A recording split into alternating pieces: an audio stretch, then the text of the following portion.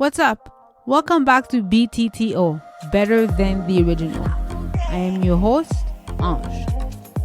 Now that we are in September, I'm assuming that all kids are back in school. And I'm sure that makes for happy parents.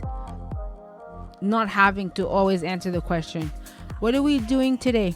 What are we doing in 5 minutes? What are we doing in 10 minutes? Who are we seeing? What are we eating? It just never ends. It could drive anybody nuts.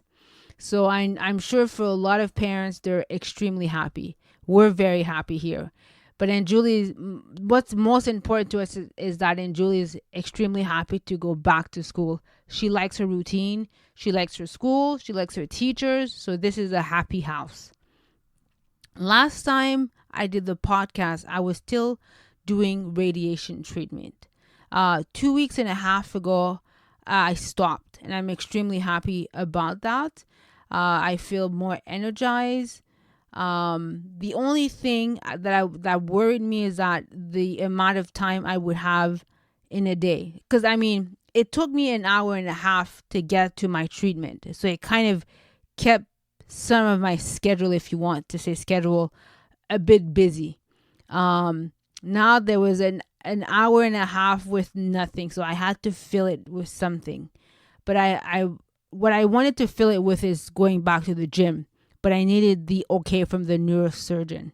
So I finally met with him. We did a follow-up. He was very happy with my progress. So he gave me the okay to go back to the gym.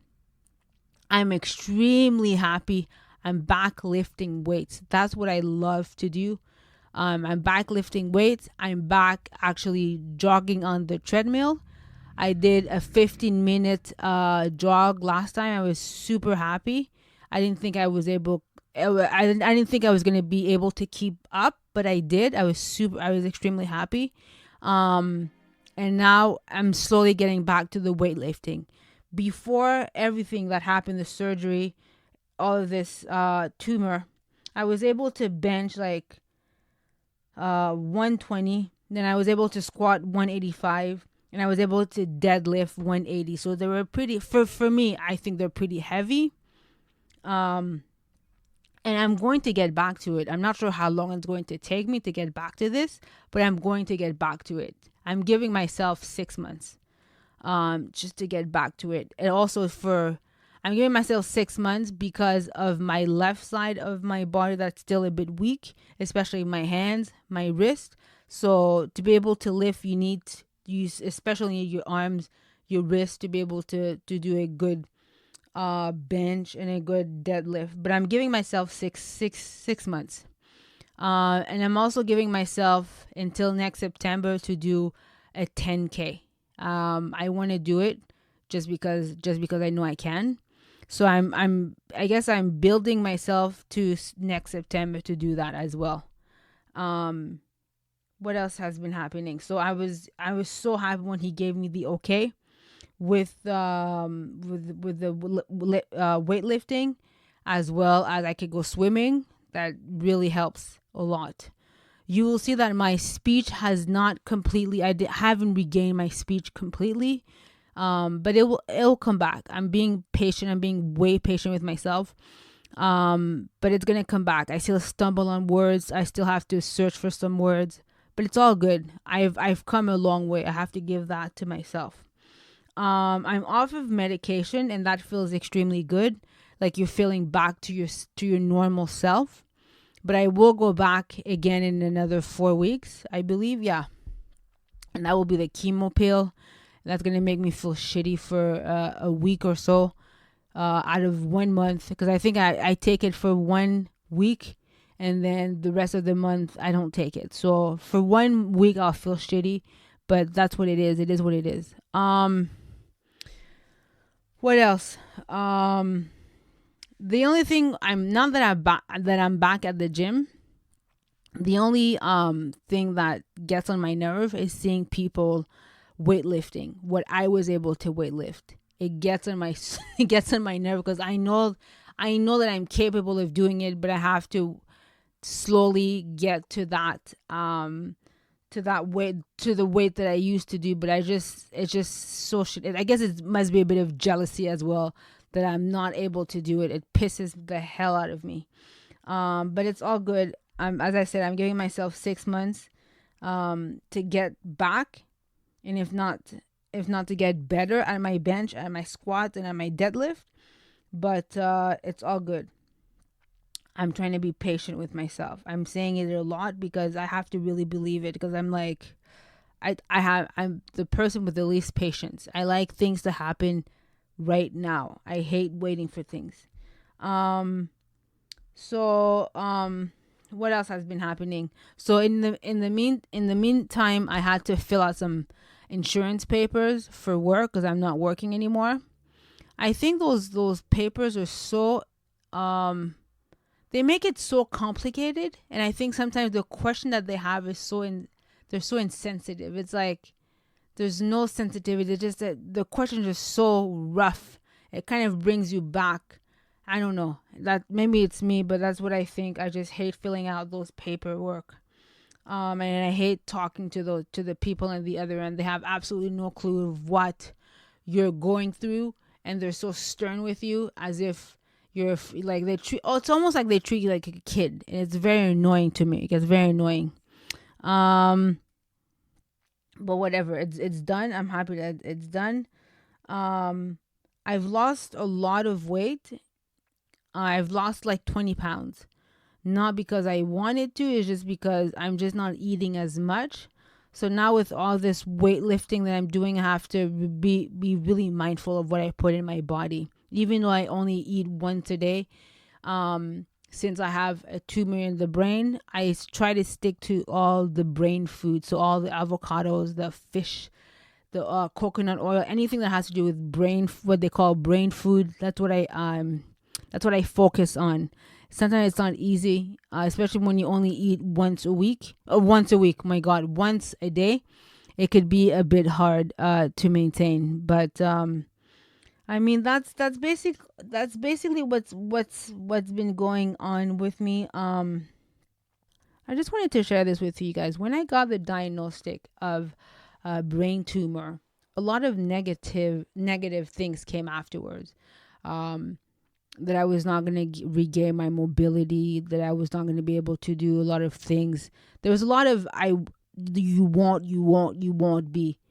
And of course, your first instinct is to believe what the person is telling you in front of you, especially when it's a doctor, and the person is the subject matter expert in front of you, telling you all of those things that you won't be able to do. But of course, you want to believe them. So I was pissed, I was mad, I was angry. But the one thing that I never did is accept what he gave me, of all the negative things that I won't be able to do. I chose not to believe it. I chose to do my own thing. And I think that's why I was able to recover and to gain my mobility quicker than expected. Because when I went to see the neurosurgeon, he was extremely surprised to see me walking the way I was walking, talking the way I was talking, moving my left side, especially my hands, my legs. He was so happy. He's like, "Oh my God, Ange, you made my day. You regained all this mobility that quickly. That's insane." And as I said before, the operation that I did was a 6-hour surgery, and it's a pretty complicated surgery. It's in the brain, so anything could have went wrong. And if I would have stopped and believed at what the doctor told me that I was not going to be able to do, then I probably would not be here talking to you guys right now. I think it's extremely important in everything that you guys do, that I do in life, to only believe yourself. You know what you're capable of doing. You know how far you can push yourself. So only believe you. You never believe anything outside of you, because it's gonna trap you into this negativity, and then you won't be able to do anything. Then you'll be in a dark hole and you won't be able to do anything. And then you'll just stop at what the person told you that you can't do. And I think a lot of us get caught in that negativity or I should say what other people think that we're able to do. I think we always have to push ourselves. Listen, we're human beings. Like, we are an incredible machine. We have to believe that we have all the answers inside of us. And that's what I chose to do. So if I tell you that in 6 months I'm going to start lifting what I was able to lift, trust me, I'll do it. If I tell you that next September I'll run 10K, trust and believe that I will run that 10K, because that's what I believe. I believe in myself because I know what I am able to do.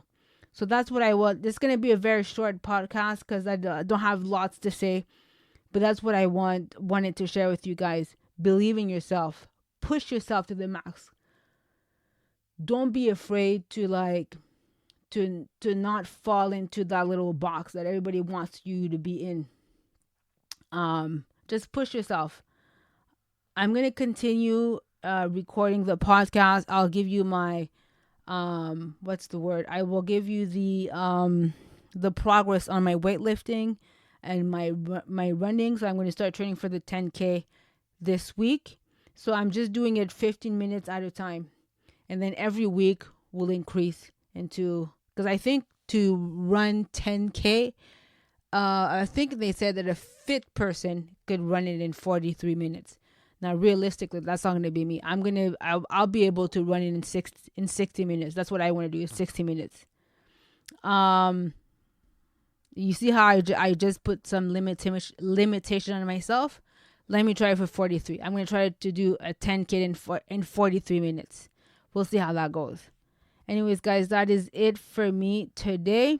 I hope you enjoyed. Again, if you want to ask any questions, you can do so at diaquoiange@gmail.com. I'm more than happy to answer any questions. If you're curious about anything, just let me know. And if you have any tips for me for running a 10K, I would be more than happy to hear it. I'm always open to any tips for weightlifting, anything exercise I'm in, and food wise as well. And I think that's it for me. So have a nice week. Bye.